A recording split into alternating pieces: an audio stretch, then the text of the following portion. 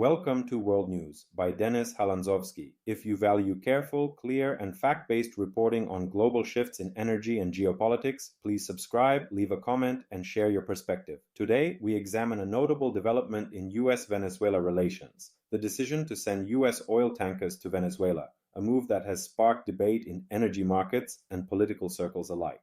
In a remarkable pivot, the United States authorized a shipment of oil tankers bound for Venezuelan ports, a decision that underscores evolving calculations about energy security, sanctions policy, and diplomatic engagement. Historically, Venezuela's oil industry has been under heavy sanctions designed to pressure the government in Caracas over human rights concerns and political repression. U.S. sanctions, along with international restrictions, significantly reduced Venezuela's ability to export petroleum on the global market. Now, under a new set of authorizations and waivers, U.S. tankers are crossing waters toward Venezuela carrying petroleum products and related materials. According to officials, this reflects a pragmatic shift intended to stabilize regional energy supplies and manage global market volatility. At a time when energy prices are sensitive to geopolitical disruptions, these deliveries are meant to ensure continuity of supply both in the Western Hemisphere and in broader markets, where disruptions ripple quickly through refining sectors and commodity pricing.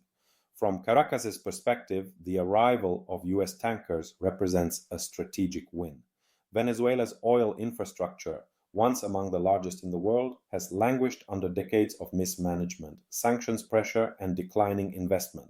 Imports of refined products are desperately needed to restart or stabilize local refining capacity, which in turn feeds domestic economic needs and export potential.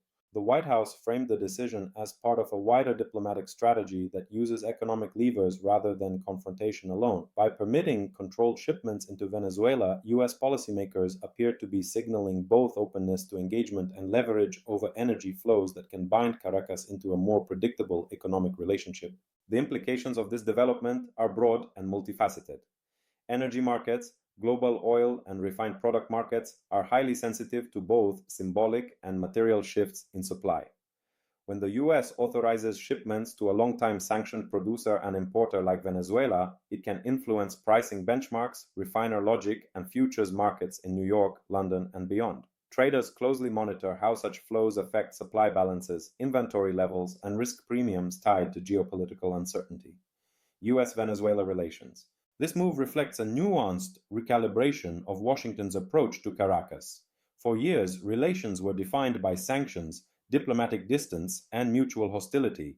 Now, opening a channel for energy cooperation suggests interest in conditional engagement, tying economic incentives to behavior on other issues such as political reform and human rights. Whether this signals a broader thaw or a tactical measure limited to energy concerns remains a matter of strategic interpretation.